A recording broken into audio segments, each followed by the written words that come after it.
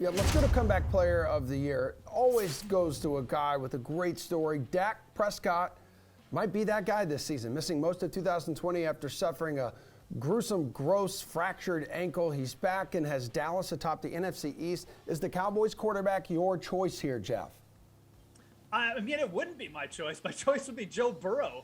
You know, like, it's a great story for both of these guys, and I'm happy that Dak is back. But you look at the quality of teams and the division that Joe Burrow versus Dak Prescott is operating in. The Cincinnati Bengals have been the bottom dwellers of the NFL for 3+ years. And now Joe Burrow coming back from like almost a career-ending injury. That's how bad his knee injury was, to potentially leading the Bengals to a division win and just even getting them in the playoff race. I'm really surprised this race isn't closer. I know Dak is the heavy favorite right now, and he's probably going to end up taking this award, but I think you've got to put more respect on what Joe Burrow has done. You know, the Dallas Cowboys were kind of like the favorite, or one of the favorites to win their division already.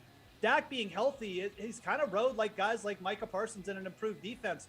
Joe Burrow has had to do a lot of it himself. I'm really surprised at this award that the odds haven't come closer.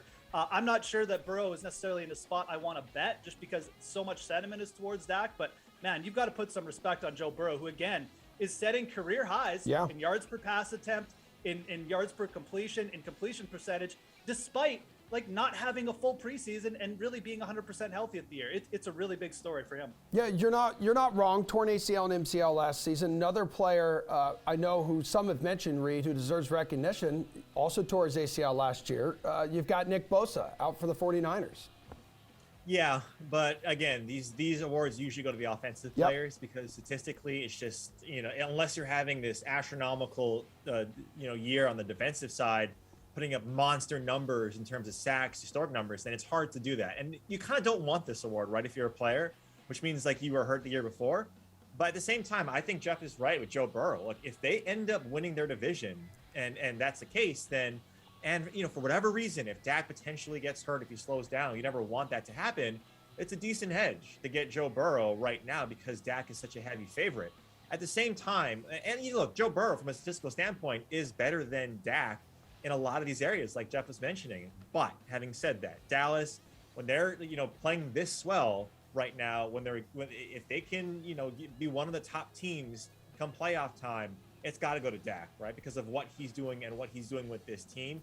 Even though they have better pass catchers, and I would disagree with Geoff that Joe Burrow is doing it all himself. He has one of the best rookie wide receivers. He's got one of the more balanced approach in his offense. And an offensive line, yes, maybe because of that, his offensive line is still bad. He's doing it by himself. But you have one of the better running backs in Joe Mixon as well to mitigate the pressure that you would be getting otherwise when Joe Mixon was out last year. Joe Burrow literally had to do it all himself, and that's why he got hurt.